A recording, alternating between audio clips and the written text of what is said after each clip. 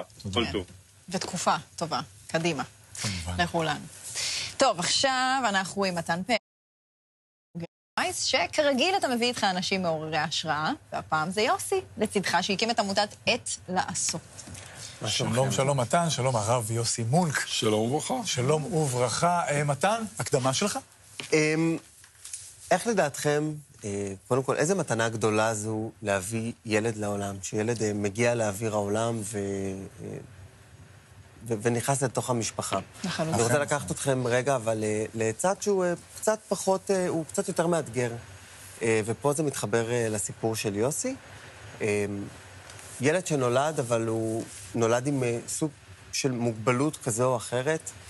האתגר, ההתמודדות שיש למשפחה כולה, וגם אחוז שהוא הוא לא נעים להגיד אותו, אבל יש איזשהו מספר לא נעים של 40% שמשפחות מתפרקות כתוצאה מכך שילד עם מוגבלות נכנס לתוך המשפחה ובעצם טורף את כל הקלפים. ופה בעצם נכנסת עמותת עת לעשות, שיוסי הקים אותה מניסיונו האישי, כאבא לבועז, שנולד עם CP, אחד מהמקרים החמורים ביותר בארץ, של CP, כלומר בועז הוא... שיתוק מוחין. כן, עם שיתוק מוחין, בדיוק. הוא מורדם, נכון? לא, הוא מונשם, סליחה. הוא מונשם, הוא אוכל מהקיבה, הוא בעצם לא מתפקד בכלל, וזה בא בעצם, ויוסי ימשיך את הסיפור שלו. כן. שלום יוסי, תודה רבה שהגעת. בן כמה, בועז? בועז בן 29. 29 שנים שאתם מגדלים את הילד באופן... הוא לא מתקשר, הוא לא מדבר, הוא לא מצליח להבין, כנראה. ובן 29.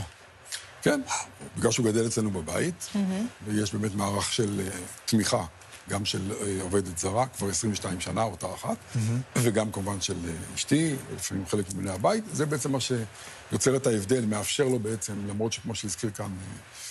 מתן. סליחה?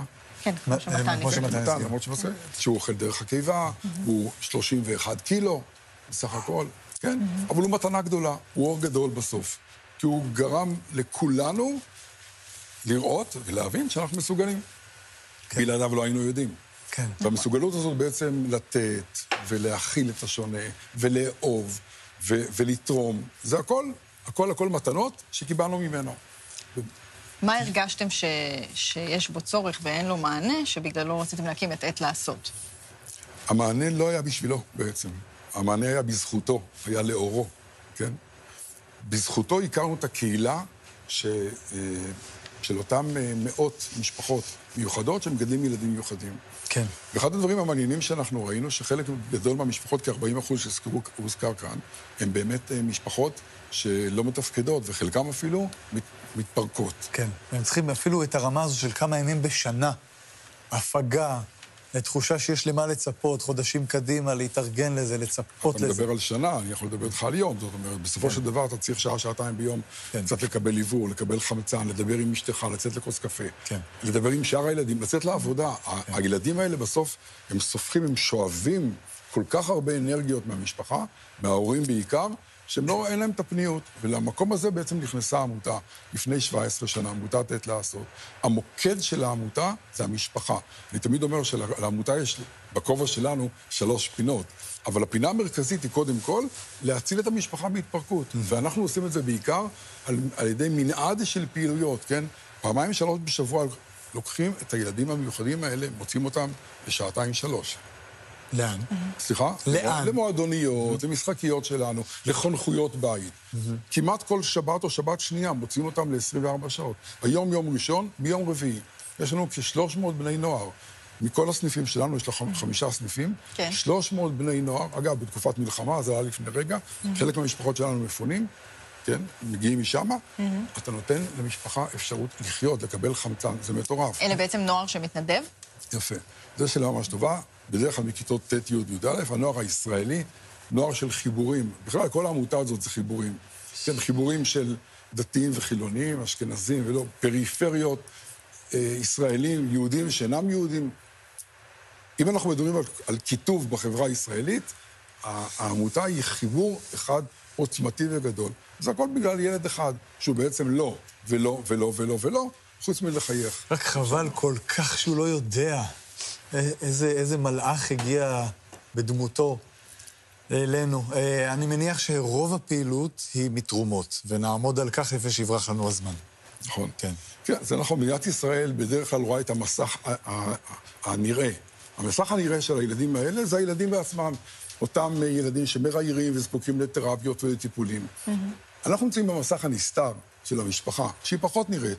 מדינת ישראל לא נמצאת שם באמת. כן. והעמותה שלנו נמצאת שם, ולכן היא חיה באמת מ-90% תרומות של הקהילה.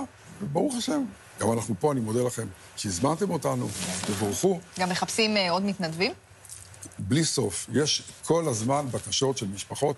בואו, יש לנו 5 סניפים היום, בואו, תנו לנו קרש הצלה. עכשיו, כמובן, כמו שאמרתי, זה גם בני הנוער, אתה משנה את תפיסת עולם שלהם. חונך או חונכת שנמצאים אצלנו אחרי שנה, 2, 3, הם כבר חיים אחרת. בטוח. הם רותמים את הקהילה, את המשפחה שלהם. אתם יודעים, גם בני הנוער בסוף מגיעים, הם רואים את מה שהם רואים בעמותה, הם משתנים, והם באים לשנות את זה גם בבית, במשפחה, כלומר, גם אצל ההורים. זה גם גיל שמתעצב את האישיות שלהם, אז בכלל. תודה רבה, מתן פאר. הרב יוסי מונק, במשפט, אם יש קמפיין פעיל שאפשר לחפש אותו? כן, כן, לא צריך לחפש הרבה. עמותת עת לעשות, אפשר למצוא אותנו בפייסבוק, בטיקטוק, באתר שלנו. כל עת לעשות הראשון עולה, עמותת עת לעשות. בואו תהיו שותפים בשמחה. יפה מאוד. תודה לכם. תודה רבה. תודה לשניכם. תודה רבה. זהו, אנחנו סיימנו להיום. עבר מהר השידור. עבר מהר, נתראה מחר ביום שני, ב9:30.